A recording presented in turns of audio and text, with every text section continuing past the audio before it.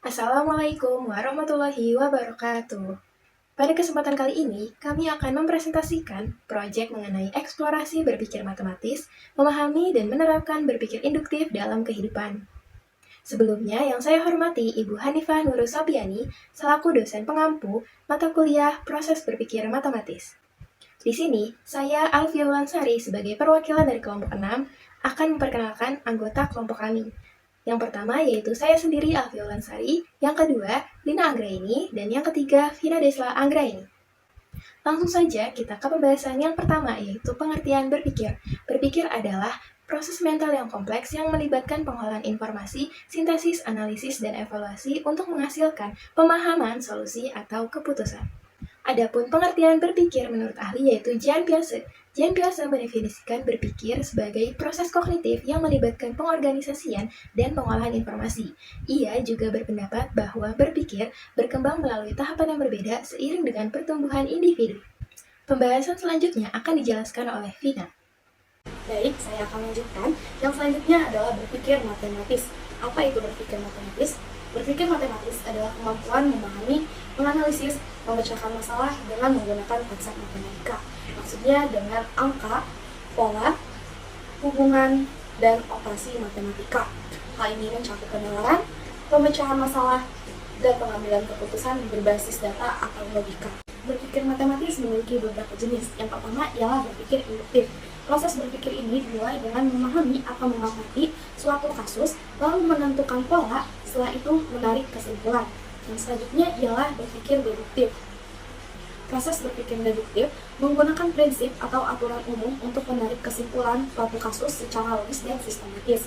Yang selanjutnya ialah berpikir analogi.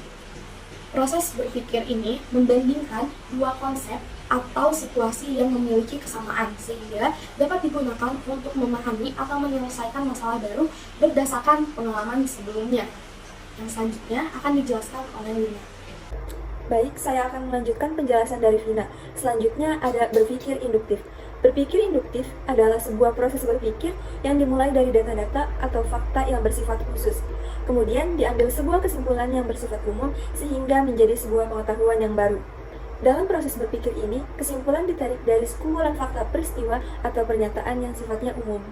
Selanjutnya ada kerangka berpikir induktif dalam matematika. Kerangka berpikir induktif dalam matematika dapat dijelaskan melalui beberapa langkah. Yang pertama, pengamatan, yaitu mengumpulkan data atau contoh spesifik. Ini bisa berupa angka, bentuk, atau pola yang terlihat. Yang kedua, identifikasi pola, yaitu menganalisis data yang telah dikumpulkan untuk menemukan pola atau hubungan yang muncul.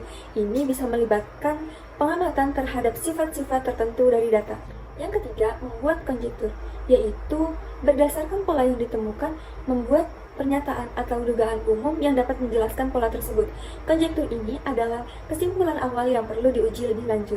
Yang keempat, verifikasi, yaitu menguji konjektur dengan menggunakan contoh tambahan atau metode lain untuk melihat apakah konjektur tersebut dapat berlaku secara umum. Jika konjektur terbukti benar dalam banyak kasus, maka dapat dianggap sebagai teori atau prinsip. Yang kelima, generalisasi, yaitu jika konjektur terbukti benar, maka dapat diambil kesimpulan yang lebih umum.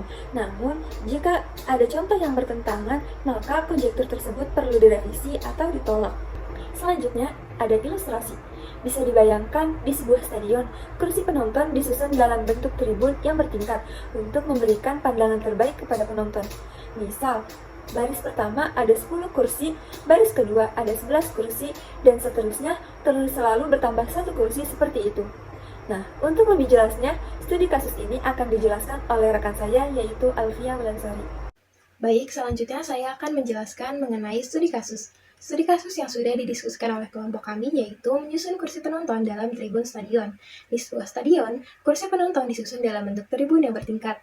Untuk memberikan pandangan terbaik kepada penonton, baris pertama memiliki lebih sedikit kursi, lalu di baris berikutnya akan bertambah 1 kursi. Contohnya, baris pertama ada 10 kursi, baris kedua ada 11 kursi, baris ketiga ada 13 kursi yang selalu bertambah 1.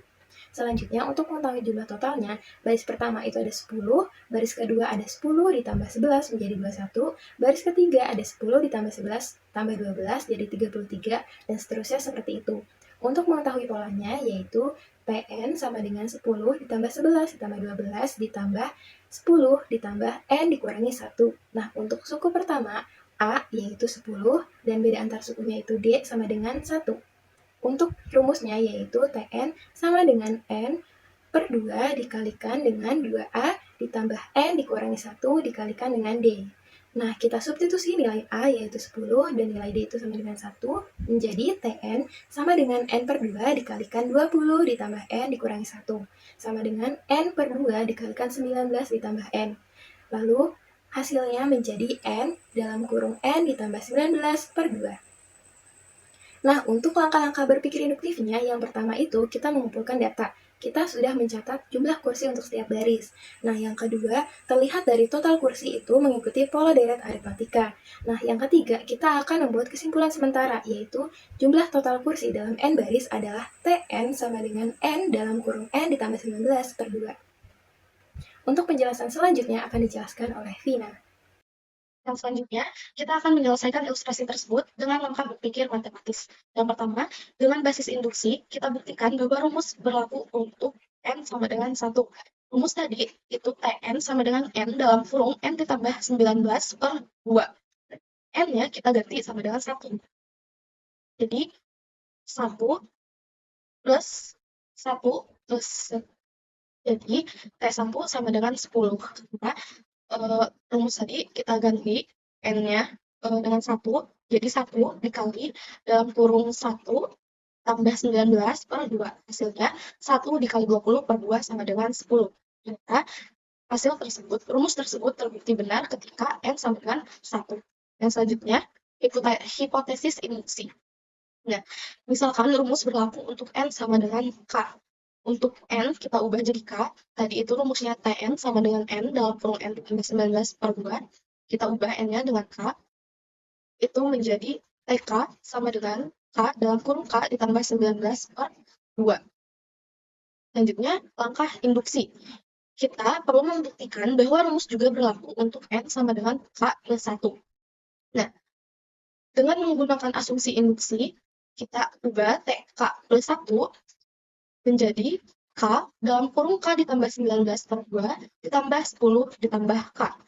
Lalu kita samakan penyebutnya menjadi TK plus 1 sama dengan K dalam kurung K ditambah 19 per 2 ditambah 2 dalam kurung 10 ditambah K per 2. Selanjutnya, kita operasikan ini menjadi, karena sudah sama penyebutnya, kita langsung operasikan saja menjadi TK plus 1 sama dengan K dalam kurung K ditambah 19 kurung ditambah 20 ditambah 2K per 2. Selanjutnya, ketika dijabarkan lagi, ini akan membentuk persamaan menjadi K dikali K itu K kuadrat, K dikali 19 menjadi 19K, hasilnya menjadi K kuadrat ditambah 21 K kuadrat. Selanjutnya, jika K dalam kurung K ditambah 19 itu kita jabarkan, itu menjadi K kuadrat ditambah 19K. 19K itu sama dengan 2K. Maka kita bisa operasikan, kita jumlahkan menjadi 21K. Sehingga itu akan menjadi K kuadrat ditambah 21K ditambah 20 per 2. Pada pembilang, kita faktorkan menjadi TK sama dengan K tambah 1 dikali dalam kurung K ditambah 20 per 2. Maka hasil ini sama dengan bentuk rumus pada yang di awal, yaitu Tn sama dengan N dalam kurung N ditambah 19 per 2. Dapat disimpulkan melalui pendekatan sistematis dan penggunaan rumus yang telah dibuktikan tadi, kita dapat dengan mudah menghitung jumlah total kursi di stadion untuk berbagai jumlah baris.